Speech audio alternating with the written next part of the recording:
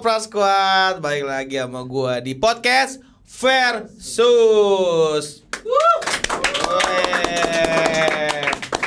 Bosan gak lo sama gua? Temu gua mulu. Kali ini gak bosan ini ya, karena gua bakal ngobrol sama salah satu cast film Rumah Masa Depan. Ini katanya duta poligami nih. Kita sambut Fedi Nuril. Halo. Gue panggil apa? Mas, Bang, Kak. Bebas ya. Bebas Ntar gue banget ganti-ganti sih. aja ya, Mas, Bang, Kak. Iya, Pak. bebas. Jangan Pak dong. Pak kayak akrab gitu. Gimana, Pak? Opa. Muka lo udah Korea-Koreanya sih. Iya. Utara tuh, Be. Nggak apa-apa dia punya nuklir. Iya. Lumayan gede nuklirnya lagi ya. Iya, Fedi nuklir. Jadi nuklir. Image sebagai Fedi mana nih? Fedi poligami nih. Mas Fahri. Gue sebenarnya nggak enak sama yang poligami beneran sih. Gak enak sama cewek apa cowoknya? Sama orang yang melakukan poligami beneran Iya, gitu. iya. Karena gue pernah ketemu orang, dia poligami, istrinya 2. Terus dia ngomong gini, Mas Fedi berani cuma di film nih. Ya. Ayo dong dunia nyata juga. Dan dia ngomong depan istri pertamanya, dan gue lihat banget muka istri pertamanya yang asem gitu, yang gitu. Kirain muka istri pertama yang ayo Iya, kirain istri pertama juga Iya. iya mas ayo dong gitu. Ternyata mukanya gitu. Asem. Dan mungkin dia nggak nyadar juga ya yang ngomong ya gitu. Dalam hati gue nggak mau muka istri pertama gue begitu sih. Tapi ya kalau walaupun udah dicap seperti itu, nggak bisa dipungkiri film-film yang isu poligami inilah yang membesarkan nama gue kan di perfilman. Jadi bagaimanapun itu akan menjadi bagian dari karya gue. Dan nggak apa-apalah. Dan kalau ada yang komen-komen di medsos sudah gue bawa bercanda aja sih, gitu, santai. Udah nempel jadi karya-karya lu juga, udah jadi filmografi Iya, lu ya. Soalnya buat gue mendingan ada yang bilang duta poligami atau duta selingkuh. Karena menurut gue selingkuh itu pengecut. Sedangkan Selingkuh poligami pengecut. itu masih sah di mata Tuhan. Iya, selingkuh pengecut. Gue digituin sih sama cewek gue juga, lu jangan selingkuh lu depan gue lu. Mending poligami aja lo gitu. Enggak juga. Oh enggak juga. Kalau cewek gue lebih setuju kayak omongan Mama Dede. Apa tuh? Poligami boleh, tapi jangan suami saya, kata gitu. Iya benar. Itu singkat tapi padat. Padat. Yes, benar, Untung benar. nggak merayap ya. Iya. Kalau tanggapan istri lu gimana nih? Waktu lu dapat peran dia udah wanti-wanti nggak? Lu awas lu ya menghayati lu ke dunia nyata lu. Istri gue santai. Sebenarnya lebih khawatir temen-temennya gitu. Apalagi waktu gue mau menjelang gue mau nikah sama Fani, temen-temennya yang nanya, ternyata lu yakin mau nikah sama Fedi, kan dia di film poligami terus. Ntar dia ada niat poligami nggak gitu. Ya waktu kita pengenalan lebih dekat sih memang nanya ada niat poligami nggak gitu. Nggak ada. Oh ya udah dia langsung Film iya doang aja. ya. Film aja kok gitu. Pandangan lu tapi poligami gimana menurut lu? Kalau untuk personal lu ya, bukan orang lain yang poligami. Menurut gue itu cari penyakit sih. Cari Karena penyakit ya. begini, boleh tapi kan syaratnya harus adil. Mm-mm. Dan adilnya itu susah banget. Jadi lebih beresiko lo banyak dosanya daripada banyak pahalanya gitu. Sulit dilakukan gitu Sulit ya. dilakukan. Jadi kalau mau nyari pahala tambahan ya tahajud aja lah. Kalau ini Kalau kan berarti lo harus uang belanjanya adil. Iya, Kayak sekarang nih mobilnya gue adil. anak kan udah 3 ya. Untuk bisa berbagi badan main bareng mereka dan umurnya lumayan, ada yang udah gede, ada yang masih 2 tahun, itu kan mainnya tuh belum bisa bareng, main lari-larian tuh belum benar-benar bisa bareng. Nah itu aja udah challenging nih supaya adil, yang ini kebagian, ini kebagian. Lalu bayangin kalau gue ada istri kedua, itu juga 3 Ada anaknya juga, iya. Istri ketiga ada juga anaknya, nah Iya, itu pecah sih kepala gue ngebayangin. Itu anak 3 sampai susah nggak bagi waktunya ya. Iya, apalagi kalau ada 1 anak aja dari istri yang keberapa. Iya. Ayah nih nggak pernah ada waktu buat aku. Iya, Nah, iya. itu udah langsung kena Udah diam dosanya kamu, kan. ini duit gitu. Iya. Nggak gitu ya kalau. Apa? Diam kamu, ini duit. Kalau orang-orang nggak ada begitu Yang gue ya. denger cerita rata-rata gitu sih. Gitu semua Kalau kan. begitu bawel dikepret itu amplop. Dah sono ke Eropa. Udah diem. Lupa dia ya. Iya. Tapi kalau anak biasanya memang bener nggak sih, anak lu kan 3 nih. Iya. Apa benar memang ada anak yang lu paling berat ke salah satu? kok nggak bisa dipungkiri memang ada, dan Ada itu ya? cenderung yang ada lebih banyak kesamaan sama diri lo sih. Oke, Gitu. oke. Yang oke. tadinya nggak, pokoknya gue harus mencintainya sama gitu. Mhm. Tapi nggak bisa dipungkiri memang ada, karena ini gue banget nih anak nih gitu kan. Tapi ya itu harus dalam hati aja. Tapi Oke, secara physically lo benar-benar harus adil sih. Mau yang ini agak jauh kepribadiannya sama lo, cuman lo benar-benar nggak boleh terlihat membedakan gitu. BTW tapi dengan pandangan orang kalau yang duta poligami lu, itu kan kesuksesan besar ya buat lu sebenarnya ya, sampai senempel itu sama lu kayak predikat tukang poligami ini gitu. Lu tipsnya apa sih lu bisa mendalami karakter segitunya? Lu biasa ada ritual nggak pas baca skrip mungkin kayak, atau lu referensi atau nggak tahu nih. Sebenarnya gini sih, kalau diperhatiin detail ya di film-film gue yang isunya poligami, gue tidak terlihat menikmati poligaminya, lebih terlihat pusing kan, bukan yang pamer ke teman-temannya, lihat istri gue dua nih, istri kedua. atau yang cabul gitu, yang gue hantar malam bertiga nih, kan bukan yang kayak gitu kan dimunculin. Dan itu memang ya ada kemiripan sama gue, yang waktu mendalami itu gue baca-baca dari ayat Quran, dari hadis tentang poligami, yang muncul di kepala gue memang pusing, bukan yang wah asik juga ya, gitu. Dan mungkin ada orang yang pas belajar teorinya tuh wah asik nih kayaknya gitu, tapi di gue nggak, gue munculnya pusing. Dan kebetulan yang dimunculkan di film itu ya bukan yang menikmati, Ada pusingnya juga. ada pusingnya, ya. apa Jadi ini gue kebetulan mesti gimana nih biar bisa adil atau gimana gitu.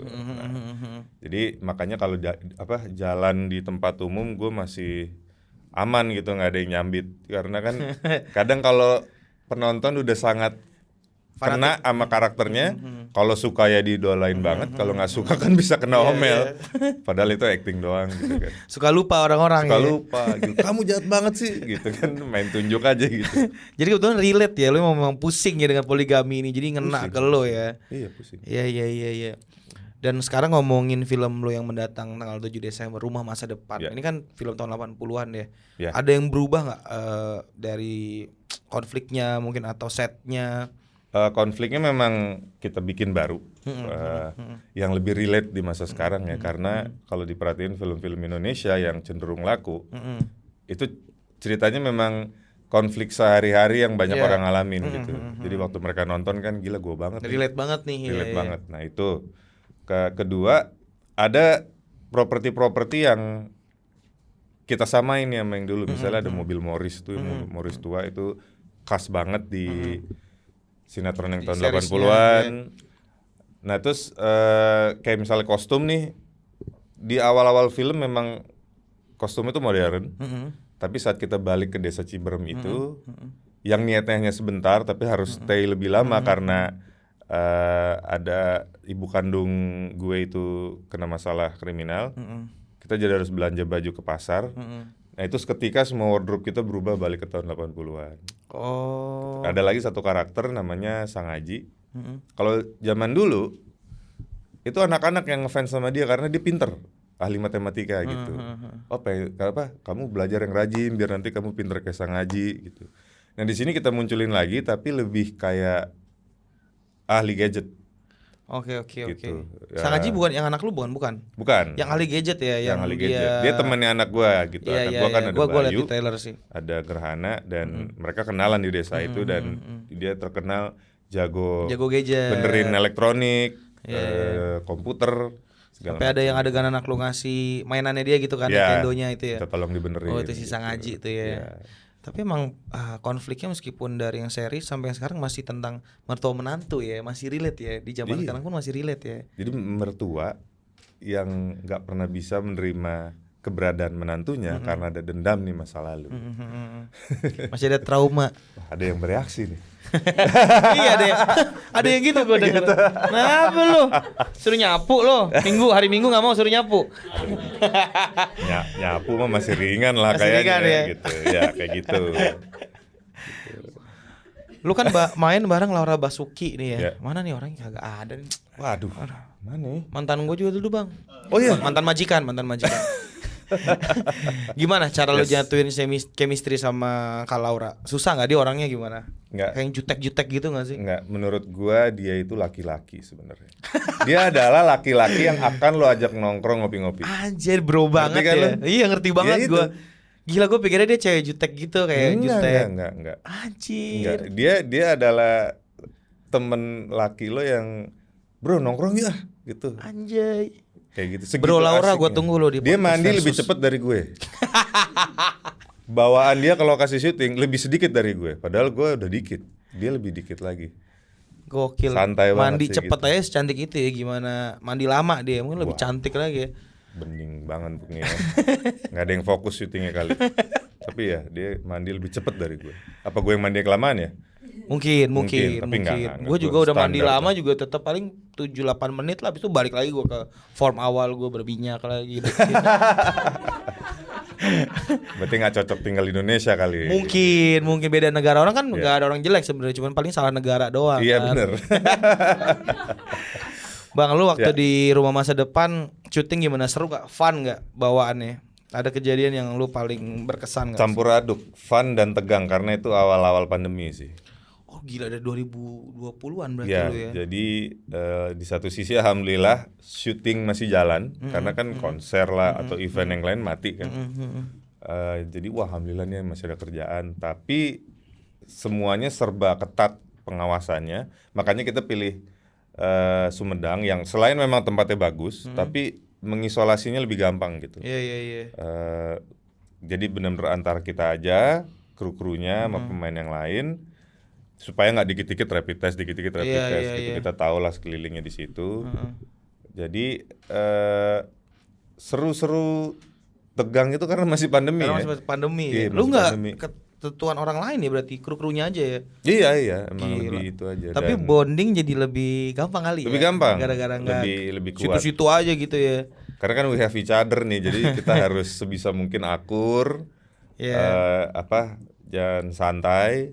Karena kan syuting itu berat ya, budgetnya besar, melibatkan banyak orang, jadi sebisa mungkin harus enak, suasananya santai, menyenangkan kok. Ini salah satu pengalaman syuting yang menyenangkan gitu, dan biasanya itu pertanda baik kalau insya Allah filmnya bisa sukses. Amin. Amin. 7 Desember di bioskop kesayangan lo, Rumah Masa Depan. Ya. Sebagai seorang aktor, Iya. lu harus punya kotak emosi. Kotak emosi apa sih, Bang?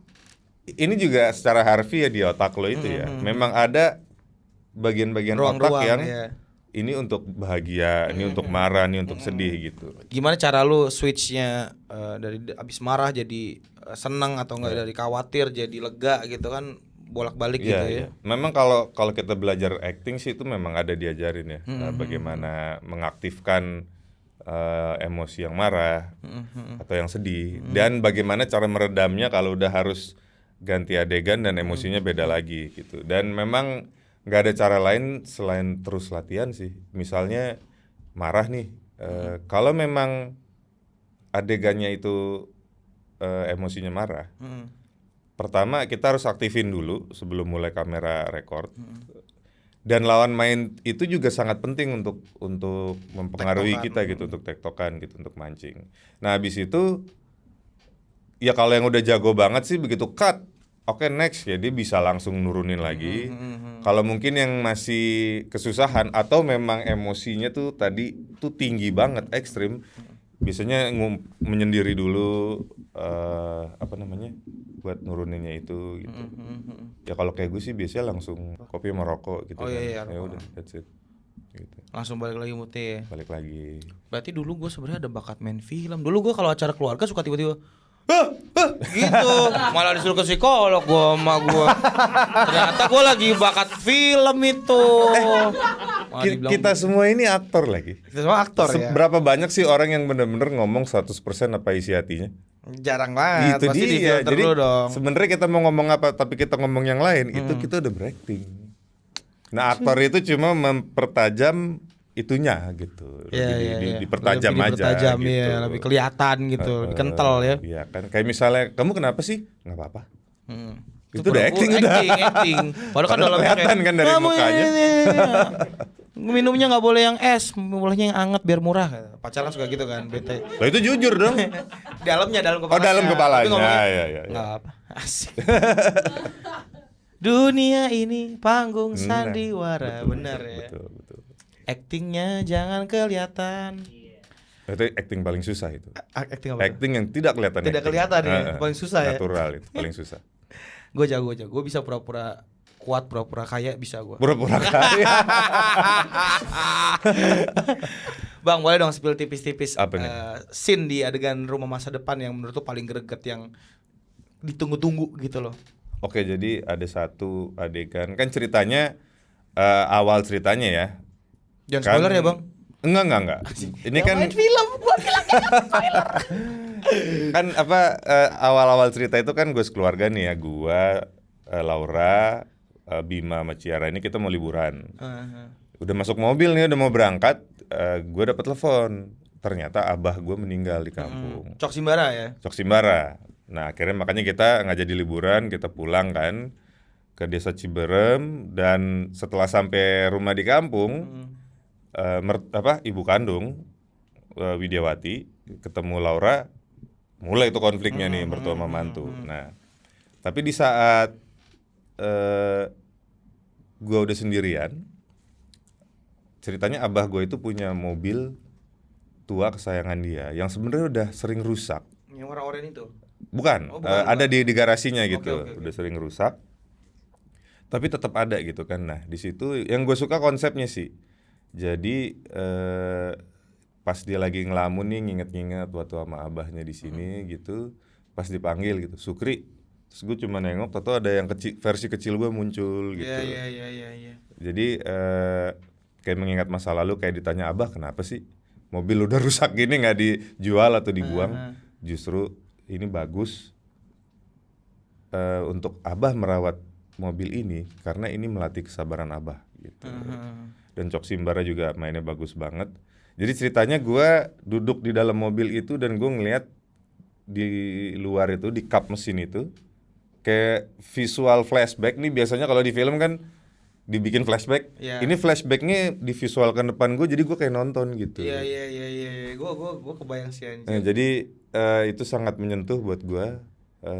Dan cowok kan rata-rata kalau berduka atau ada yang meninggal anggota keluarganya tuh kan meledaknya menyendiri kan ya. Setidaknya gue gitulah. Cuma yang gue tahu rata-rata kalau masih rame, masih yang tegar begitu ketemu momen sendiri baru blur meledak gitu kan. Iya. Nah, yang kayak gitu aja sih. Momen itu yang bikin nostalgia, yang bisa ngebawa lu ya momennya. Iya. Gue dengerin lu cerita aja jadi penasaran anjir. Nggak, karena dulu waktu bokap gue meninggal gue juga gitu. Waktu masih rame kayaknya masih oke aja. Begitu udah sepi, gue masuk kamarnya gitu, bokap gue beneran udah nggak ada. Nggak ada, iya. Terus gue melipir dah meledak situ. Nonton Rumah Masa Depan, gue nggak nonton loh Rumah Masa Depan yang lama ya karena belum lahir ya. Iya. Tapi jadi penasaran gue. Jadi tapi nggak perlu nonton yang lama kan, Nggak perlu. Langsung aja nonton langsung yang aja remake, karena ya itu sudah kayak gue bilang tadi, isunya itu udah dibuat lebih relate ke masa sekarang gitu. Iya. Itu yang nostalgia mungkin nilai plus buat yang dulu nonton. Oh. Tapi buat yang penonton baru tenang aja, nggak bakal bingung kok. Ketinggalan momen ya. Iya, kita akan menjelaskan dengan detail ini siapa gitu. Oh iya. Biasanya di film kan emang butuh nggak sabar itu ya, dijelasin ini siapanya gitu. Iya. Iya. Dan tadi kan udah diceritain film Rumah Masa Depan, gimana hubungan rumah tangga dengan mertua. Ada yang lu relate nggak? Pasti ada dikit-dikit lah ya hubungan mertua menantu. Sebenarnya gue ya. pribadi nggak relate karena alhamdulillah gue sama mertua mesra banget. Itu salah satu hal yang agak misteri sih buat gue. Jadi waktu gue mau nikah kan gue ta'aruf gitu ya. Dan orang tuanya Fani itu di luar kota. Gue udah siap nih. Oke, gue akan keluar kota untuk samperin mereka, minta izin gitu. Tapi pas telepon, nggak, kamu nggak usah kesini, nggak usah ke Jogja lah, kita by phone aja. Loh, tapi kan nih saya mau menikahin anak tante om. Nggak, kita orangnya santai, udah by phone aja. Wow gitu kan. Ya udah by phone. Terus gue bilang, om tante, ini kan saya niatnya mau nikahin anak om tante. Ada nggak om sama tante yang mau nanya ke saya? Apapun silakan tanya. Tapi kalau misalnya jawabannya ada yang nggak enak, tolong rahasiain dari ibu saya gitu. Loh kok rasain ke ibu kamu? Ya karena kan kalau orang lain denger misalnya ternyata kamu bandel, ternyata kamu nggak baik. Kalau orang lain kan tinggal oke nggak jadi berarti kawinnya. Tapi kalau ibu saya yang denger kan bisa jantungan. Bukan nggak jadi, nggak jadi kamu jadi anak saya. Kalau ibu kandung denger pasti bisa beda reaksinya, mungkin lebih kaget atau gimana gitu. Jadi saya cuma minta itu aja. Jadi tolong silakan tanya. Dan ternyata enggak saya yakin lah, saya percaya sama kamu orang baik, niatnya baik. Oh oke. Jadi kadang abis nelfon pun gue ngelamun, kayak gampang banget ya. Sedangkan gue dengar cerita hati-hati menjelang nikah tuh ada aja ujian, bahkan bisa batal gitu. Nah, sampai hari ini alhamdulillah hubungan gue sama mertua mesra banget. Lu udah nikah berapa tahun, Bang? 7. Gila, Gila lu mau nanya udah nikah berapa kali tadi. Tekan gue. Lu 7 tahun menikah dan udah dikaruniai 3 orang anak ya? Ya. Ada gak tips buat para opera squad yang lagi membangun rumah tangga gitu? Jurus andalan lu apa? Jurus andalan. Oke, satu yang mau gue share adalah, dan bisa dibilang gue belum lama ini juga baru tahu ya. Jadi memang ada yang namanya honeymoon phase is over.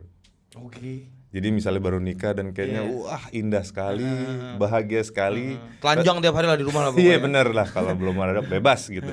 Tapi ternyata saat honeymoon phase is over, memang mulai ada challenge untuk menjaga hubungan itu tetap harmonis. Dan ternyata semua pasangan akan mengalami itu. Oke. Nah itu penting banget untuk tahu kalau itu akan terjadi, jadi udah nggak kaget. Udah gak kaget ya. Gitu kan. Jadi bukan yang kok dia berubah sih dulu nggak gini, padahal ternyata itu normal dialami semua pasangan nikah. Nah misalnya itu udah mulai terjadi gitu ya. Nah itu memang udah harus banyak obrolan yang terbuka gitu, yang bukan yang diem-dieman terus berharap lo nangkep nih kode gua apa.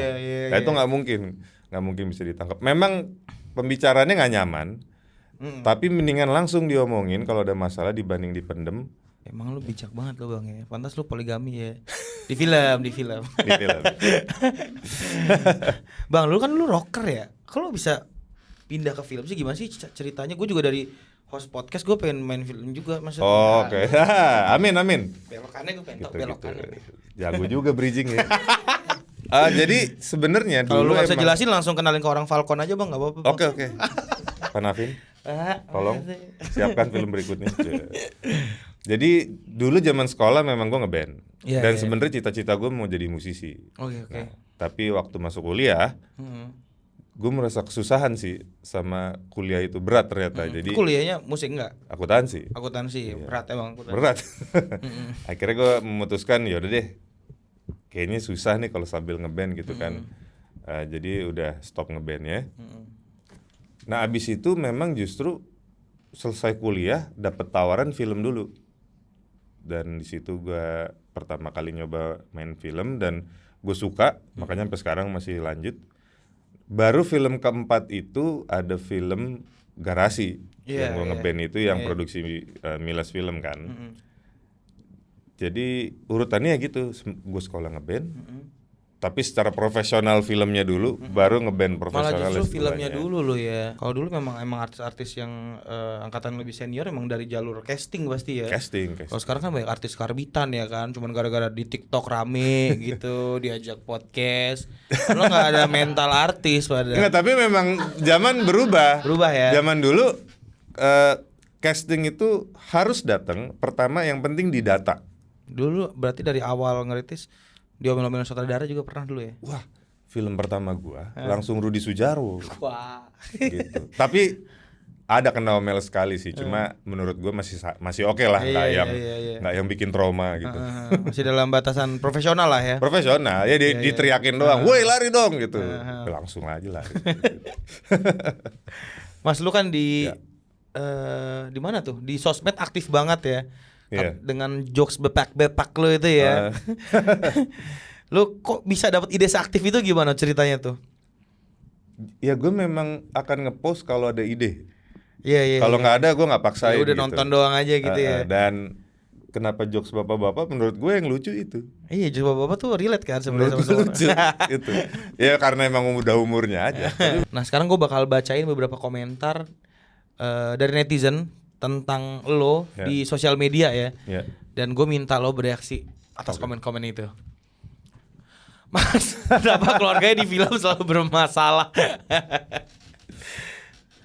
Kenapa? Karena film itu kan butuh konflik supaya seru kan. Ya itu kenapa keluarganya di film selalu bermasalah, karena itu yang membuat filmnya jadi seru. Ini ceritanya Fedi Nuril poligami, tapi kali ini sama hantu. Hantunya, kenapa ada hantunya? Waktu press conference film ini, pas gue juga pertama kali tuh lihat posternya di press conference itu, dan gue lega, wah aman nih, soalnya cuma ada satu ceweknya gitu kan. Karena film gue yang sebelumnya, yang Air Mata di Ujung Sejadah tuh ada Titi Kamal, ada Citra Kirana. Itu orang juga mikirnya langsung nih poligami nih. Iya. Nah ini pas launching posternya, oh aman nih, cuma ada satu ceweknya, Laura Basuki dan Widiawati. Ya nggak mungkin dong orang sampai mikir Widiawati gue istri pertama, poligami ya kan? sama Widiawati kan. Tuh isi kepalanya berantakan tuh berarti kalau sampai mikir gitu. Ternyata begitu diposting di medsos, ya ini, Bang, itu kok space di sebelah Laura agak lebar ya, mencurigakan tuh. Jangan-jangan ntar ada yang ngisi. Ya Allah, masuk ke situ juga Ternyata kenanya. yang ngisi gitu Sampai ya. ini yang paling gila tuh ada hantunya sih. Next, berhubung image-nya udah poligami, pernah diselingkuhin di Supernova pun gak ada yang kasihan ya. Makanya aku balas surga yang tak dirindukan. Oh ya, ini tuh maksudnya ngomongin jadi sampai sekarang film gue yang 5 cm masih banyak netizen yang kesel. Kenapa Ralin jadinya sama Junot nggak sama gue gitu. Lu juga kesel gak itu? Pas liat editingnya kesel sih gue, sialan nih nggak enak Mau banget gue. ternyata gitu. Kan pas waktu take kan gue fokus sama adegan, tapi begitu lihat hasilnya, gila kasihan banget nih orangnya di itu kan. Jadi ya sampai sekarang ternyata orang tuh masih kesel karena kan di film itu yang dibangun dari awal sampai habis, ini dua-duanya tertarik cuma nggak berani mengutarakan perasaan gitu kan. Nah ini disambungin di film poligami kan gue main sama Ralin lagi, di situ dia selingkuh sama Junot. Akhirnya ini kan kayak crossover kan, gue crossoverin balik, makanya gue balas di surga yang nggak dirindukan, ya. Ralin gue poligami gitu. Dari Nyola, spesialis poligami, visi misi Fedi Nuril, kalau bisa 2, kenapa harus 1? Jawaban lu anjing banget nih. Kan maksimal 4. Ada. Iya itu udah jadi template gue kalau ada yang Iya. nanya kan, kayak Mas kenapa sih main film selalu istrinya 2? Saya juga bingung, kenapa sih nggak 3, nggak 4 iya. gitu? Bosen juga 2 terus kan? Om pikir kami percaya dengan poster itu. Enggak Om, kami mau Om tetap jadi Fedi Nuril SAKT SP SPPLG ini apa ya? Ya ini juga gue nanya, nggak ada balasan nih, kayaknya gue dibales deh sama dia. Poligami ya. Nggak deh, kalau nggak salah dari pelayannya lagi. Spesialis poligami. Jadi spesial Fedi Nuril sarjana akuntansi. aktor spesialis poligami. Aktor gitu. Kayaknya gitu sih. Rumah masa depan maksudnya istri baru ya. Rumah masa depan tuh sebenarnya kuburan. Ya itu kan rumah Masa depan yang asli kita yang kan, selamanya iya, kan iya, nggak akan kuburan. pindah lagi gitu. Kecuali digusur sih. Gak mungkin banget istri cuma 1. Iya emang udah nempel banget dia sama lu ya. Iya sih. Aduh. Next. Sebenarnya cuma 4 film yang ada poligaminya. Ayat cinta. Tapi di ending tiap film ujung-ujungnya istri cuma 1 ya. Nah itu sih yang harusnya Itu yang harus ditekankan. diingat. Itu ada selendang di sebelah Iya. istrinya. Kayaknya bakal punya. Aduh kan. Gitu mulu ya. Next. Oh iya ada selendang. Lah Bang Fedi, tumben itu istrinya barusan. 1. Itu selendang maksudnya apa ya? Iya memang itu menggambarkan si sengaja Kak nih. Lauranya tuh. Iya emang kayaknya. Dan mukanya kan gitu kan. Iya, Kayaknya jutek. juga yang ngedesain fotonya juga sengaja sih. Iya. Beresiko Coba loh ke atas sedikit. Lihat itunya. Iya, tuh kan anaknya kan yang lagi, oh ini mama baru gitu kan. Lagi nengok ke samping gitu kesannya ya. dia di sini baru Iya, datang gitu datang. ya. Ya mah enggak apa-apa Maya, enggak apa-apa ya gitu kan. Lu kan posisinya kayak gitu. Udah kalian pasti akur kok. Gimana rasanya seorang Laura back to back adu acting duta poligami sama duta poligami Indonesia. Pasti tawarin proyek lawan mainnya Fedi Nuril deg-degan nggak ya bakal kena poligami lagi? Iya. Artinya yang jawab Kak Laura nih ya. Oh enggak. kalau Laura pernah cerita waktu pertama main deg-degan tapi bukan takut dipoligaminya. Di kepalanya dia tuh gue kayak si Fahri di Teh Cinta. Jadi nih dia salaman mau nggak ya? Maksudnya kalau adu acting kan pasti lihat mata. Dia mau emang lihat mata, bentar dia nggak nunduk gitu kan. Dia cerita kayak gitu. Gue takutnya gue kayak yang wah Islami banget yang itu. Istrinya udah Laura Basuki loh, siap-siap dihujat netizen loh. Lu kalau masih poligami. Gila. Emang sentimen. Soalnya kan Laura ada tuh main film yang dia dipoligami. Iya, tapi gue nggak lihat yang aktornya dihujat tuh. Nggak adil deh.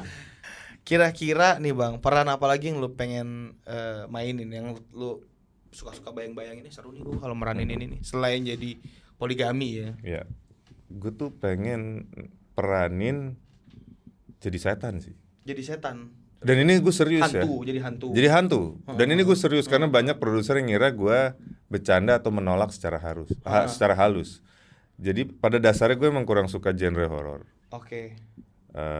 Makanya waktu horor lagi naik nih, banyak yang bikin. Gue pikir wah gue nganggur deh nih kayaknya, nggak ada syuting drama gitu kan. Tapi akhirnya ada yang nawarin, gue coba baca dulu. Nah karena gue nggak suka horor, gue tuh bingung menilai cerita horor yang bagus atau enggak yang gimana sih gitu kan. Nah, dan gue juga bukan penakut. Jadi supaya gue bisa menikmati syuting horor ini, jadi setannya kayaknya seru deh gitu. Tapi Karena kan gue yang nakut-nakutin orang gitu kan. Nah, jadi tiap ada produser nawarin, gue jawab Pak kalau saya yang jadi setannya boleh nggak? Dikira dipikir wah lo bercanda lo. Kalau nggak mau bilang aja, nggak usah kayak gitu. Kalau gue serius. Satu nama yang baru-baru yang menurut lo mencuri perhatian lo siapa Bang? Ada situ di film apa? Fotokopier. Fotokopier. Aduh namanya siapa ya situ ya? Itu actingnya natural banget sih. Fotokopier. Kayaknya dia sehari-harinya kerja di tempat fotokopi deh. Jutek ya. Jutek yang kayak lama banget loh. Berapa ya? Ini tuh gila enak banget cara duit kecil aja. Cara dialognya gitu. Kayaknya jangan emang dia punya tempat fotokopi gitu. Natural banget ya. Bang terakhir nih, gue minta lo untuk Opera Squad untuk dipromosiin film Rumah Masa Depan ke Opera Squad. Jangan lupa nonton film Rumah Masa Depan mulai 7 Desember 2023. Film yang bercerita tentang mertua yang nggak bisa menerima keberadaan mantunya karena punya dendam di masa lalu. Di sini juga pemainnya nggak kaleng-kaleng. Ada Ibu Widiawati, ada Laura Basuki, ada pemain-pemain muda, ada Cok Simbara, pemain-pemain muda Bima Azil, Ciara Brosnan, Maisha Kana, Zayan, itu mereka yang lagi pemain-pemain muda yang lagi hot. Ada Tommy Babab juga, komedian, ada Budi Dalton.